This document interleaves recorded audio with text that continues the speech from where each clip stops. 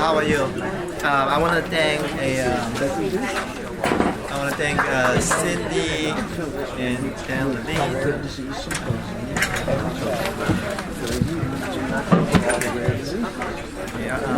All right. Okay, I want to thank Cindy and Dan Levine, Charles Carlos, and FD Foundation. Quiet so we can hear Dr. Kim. FD Foundation for asking me to come today. I'm an ENT specialist, and I'd like to talk to you about ear and sinus manifestation in McCune-Albright Syndrome. So, many of us know that, most of us know that fibrous dysplasia is commonly associated with the skull and the facial involvement. In fact, there is a prehistoric specimen from 17th century where they actually saw a skull that involved with fibrous dysplasia. But as Mike said earlier, that it is a pretty rare disease. Instance is somewhere between 1 to 100,000 to 1 million. So there really has not been a really good comprehensive study that look at the involvement of a skull and the facial bones. So the NIH protocol that Mike has involved since I guess the late 1990s actually really have helped us to look at how does the FD affects the facial bone like sinuses and temporal bone. So I'm going to start to talk to you about the ear part, and then I'll talk to you about sinus part as my second half of a lecture. The first, to start with the normal ear anatomy, the ear actually has three parts. You have the external ear with the auricle and an ear canal. At the end of ear canal, you have the eardrum or tympanic membrane, and then that leads into middle ear space. In middle ear space, you have a tiny bones called the ossicles. Three of them are there. It's called the malleus, incus, and stapes. And then you have the inner ear known as the cochlea, and then from cochlea you have a hearing nerve or auditor that travels through the internal auditory canal, which is the bony canal. So what happens is that when you hear sound, the sound get transmitted through the ear canal. It vibrates the eardrum, and it vibrates the little tiny bones, and then sound gets transmitted to the inner ear, where the inner ear transfers the sound into the electrical signal that can be traveled through the hearing nerve and go to the brain. But if there's any problem with the vibration of the little tiny bone in the middle, that can cause a significant hearing loss. So if you do have and this is a picture showing you that the ear is encased on this temporal bone area right here.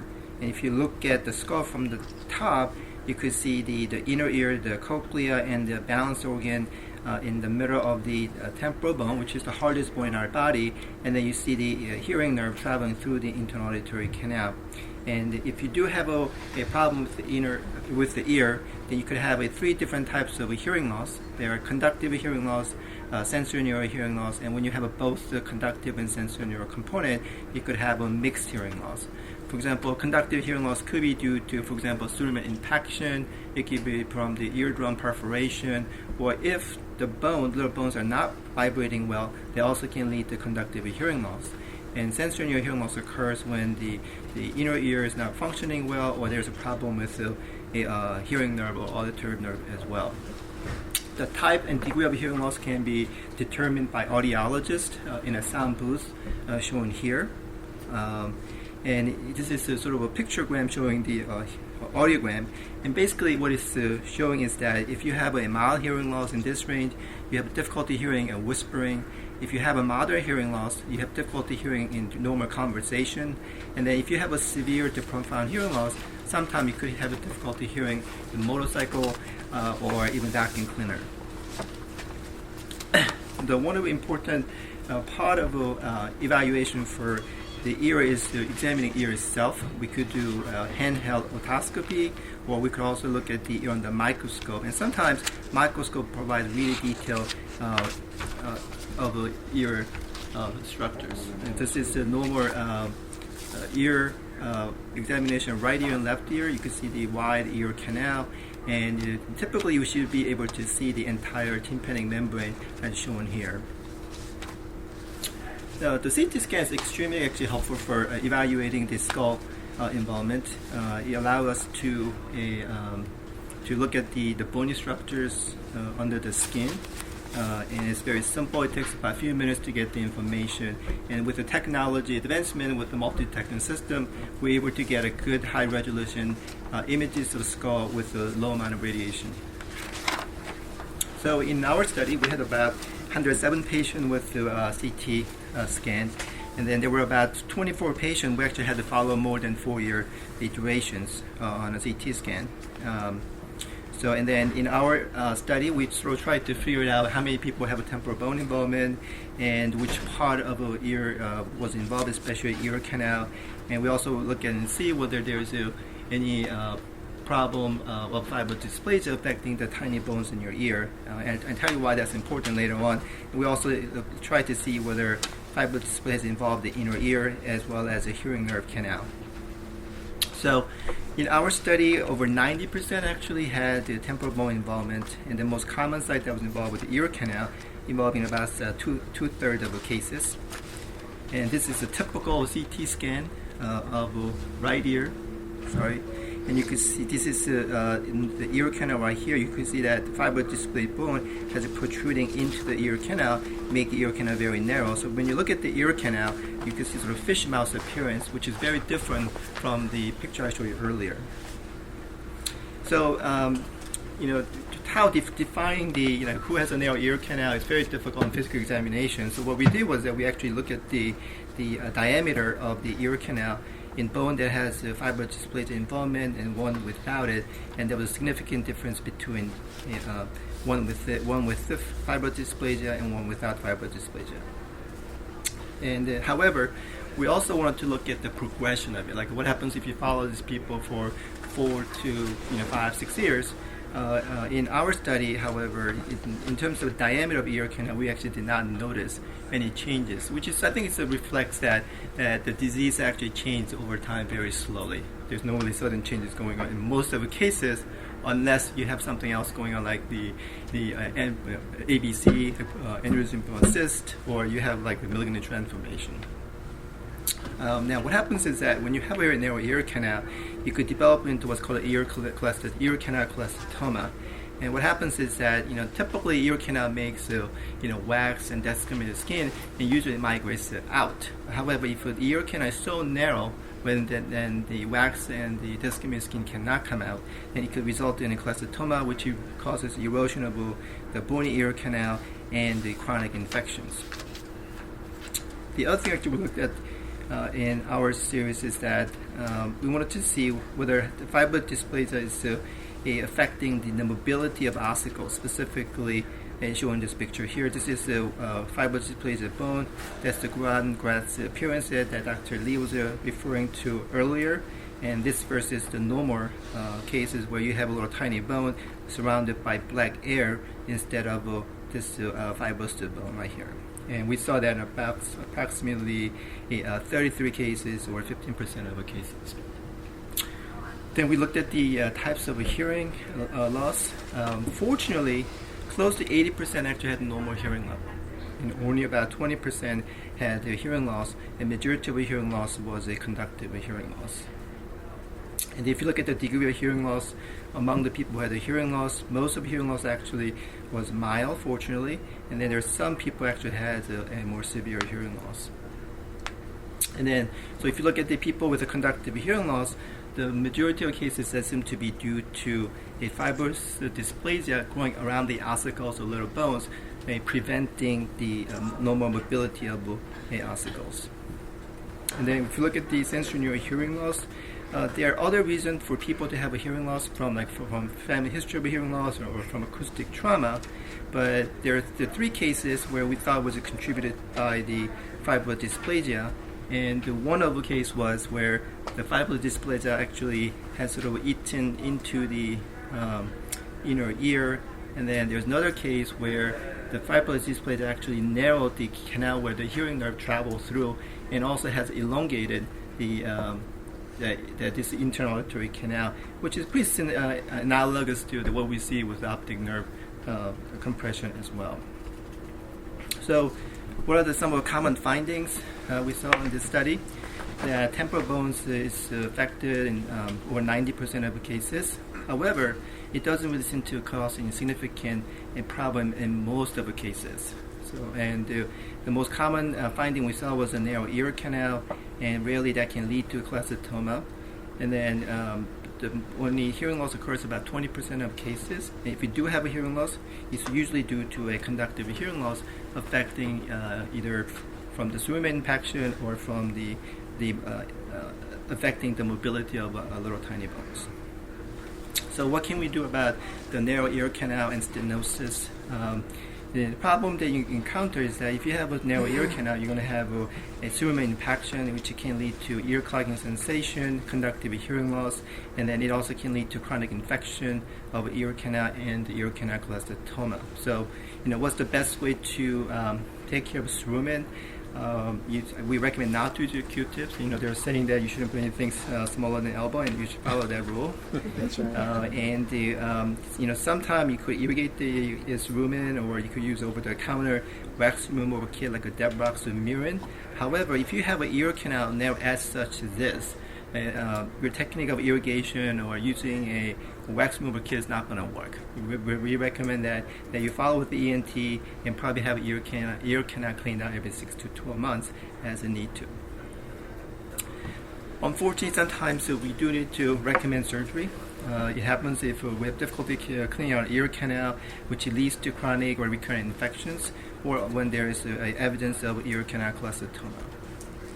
And with the surgery, what basically we're doing is that we're basically shaving off this fibrous dysplasia bone, and then a lot of times you are missing a skin, so we have to take a skin graft from like your arm or thigh and place to cover the exposed bone. But one thing you also have to remember with a fibrous dysplasia patient is that it does recur sometimes, so you may need more than one surgery, and I think that it also might be important to maybe wait until later on. And I'm going to show you some data from our sinus study that may support that as well. And then the other thing that I guess we'll talk about later on, there seems to be association between the severity of fibrous dysplasia and the endocrine problem, especially the growth hormone excess and maybe also a hyperactive thyroid as well. Now, so regarding to a hearing problem, even though most of the people with fibrous dysplasia get mild hearing loss, that can affect their ability to hear with the background noises. It also can affect their interaction with others in school and work. And then there's studies that have shown that a chronic hearing loss, even mild hearing loss, can be associated with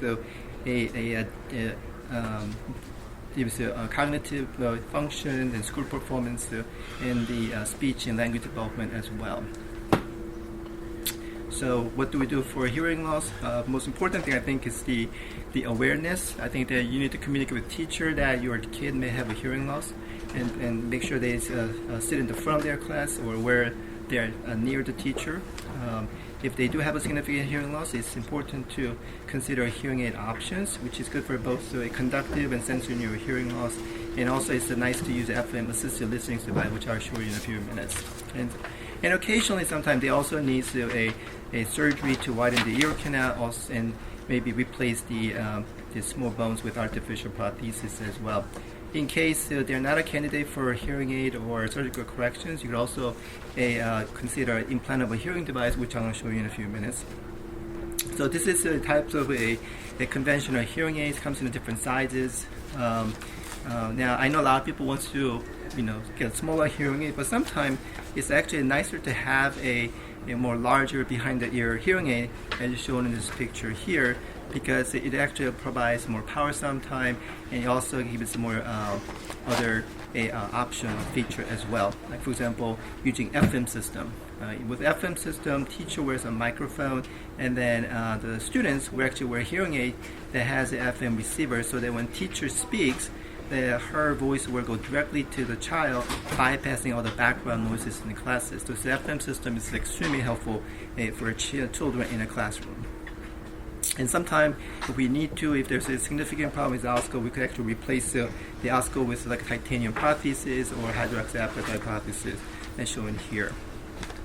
Now, because the inner ear is located within the skull, if we could actually stimulate the skull with the sound vibration, you could actually transmit the sound into the inner ear directly, bypassing the outer ear and the middle ear problems. And what basically we do is that we actually place the sort of similar dental implant into the skull. And typically, once you implant it, we actually have a little bit of what's called abutment sticking out. We could actually attach a process for the patient to hear in the case of conductive hearing loss. But nowadays, there's also new devices where we could actually place an implant without any metal objects coming out of the skin as well. And there are a couple other products here. And then probably the newest technology is called soundbite, where what you do is that you wear a sound receiver in the ear canal, and then you wear a little dental device, and they allow you to capture the sound, it vibrates the skull, and they allow the sound to be transmitted to in your ear. So it's sort of like the bone implantable device, except that you don't require surgery for that. Okay. So that's my part on ear. Any question about that, or? No? Okay. So I'm going to move on to, I guess, the same picture as Mike used.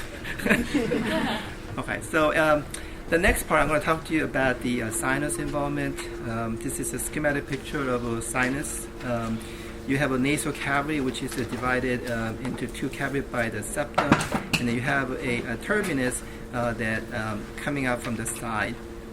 And then you have basically four sets of sinuses. The largest one is the maxillary sinus, which is located below your eyes. You have an ethmoid sinus between your eyes, and you have frontal sinus above your eyes as well. And then you have a sphenoid sinus deep in the facial cavity. The function of nasal cavity and turbinus is to humidify and filter and moisturize air before we get into the lung. The function of a sinus is actually controversial. It is filled with the air, so it probably does apply less mass to skull.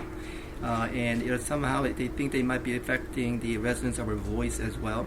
And unfortunately, when you have an airspace, it also can lead to a recurrent sinus infection. So in our study, we wanted to see how this fibrous dysplasia affects the sinuses.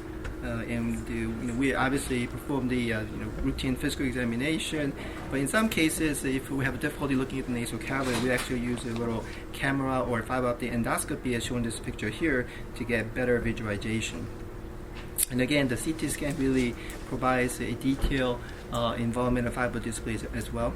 This is a normal CT scan, which shows the maxillary sinus here, which is filled with the black air.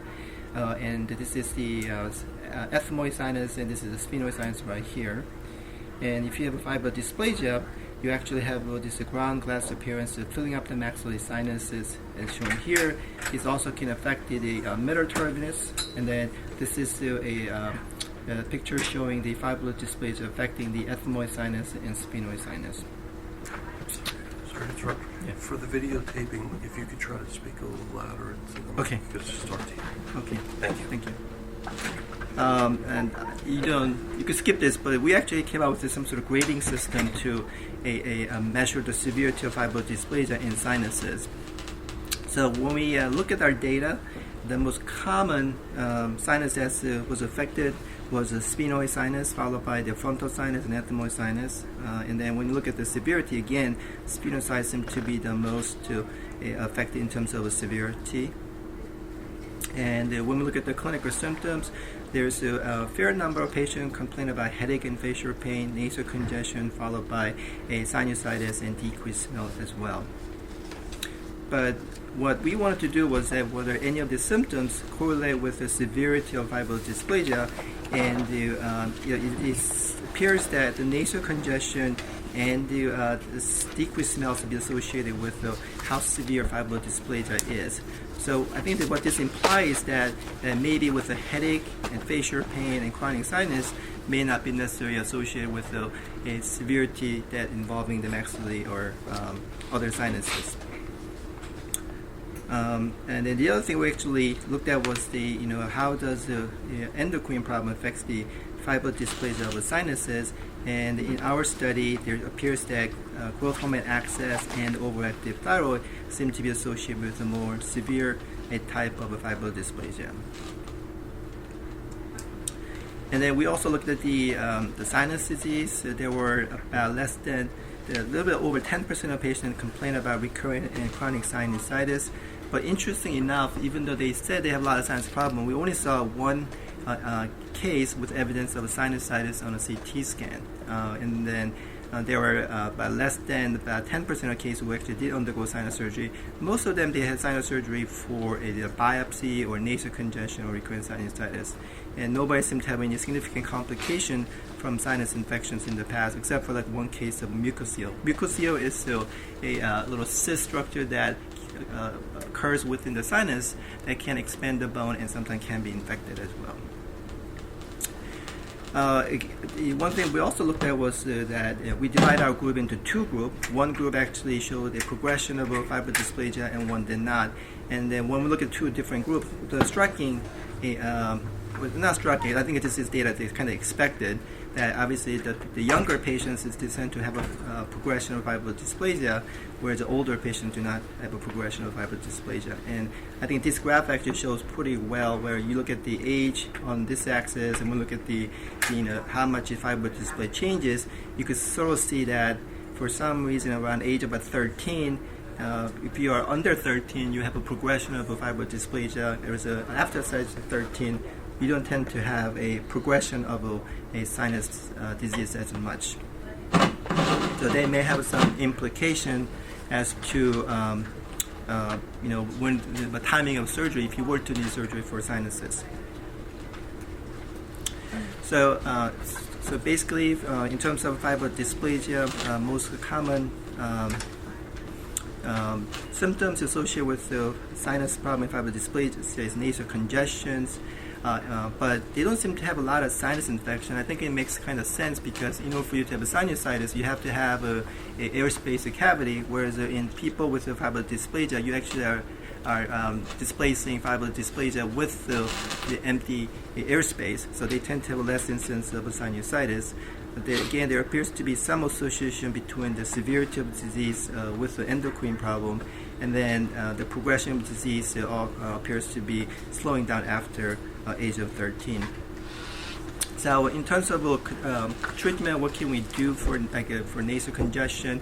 And a lot of times nasal congestion is also associated with crusting and allergy and sinus problem, so that's easier to treat. You could actually use a nasal saline spray or irrigation. You could also use a nasal steroid or antihistamine spray as well. If you do have systemic symptoms like sneezing, watery eyes, and then the antihistamine also will be beneficial. And obviously, if a bacterial sinusitis is suspected, then we also recommend antibiotic. In terms of surgery, it's not always required, but sometimes the biopsy is recommended when diagnosis is uncertain. Although I think that if you go to the place where they're dealing a fair number of fibrous dysplasia, they should be able to make diagnosis of fibrous dysplasia based on imaging study.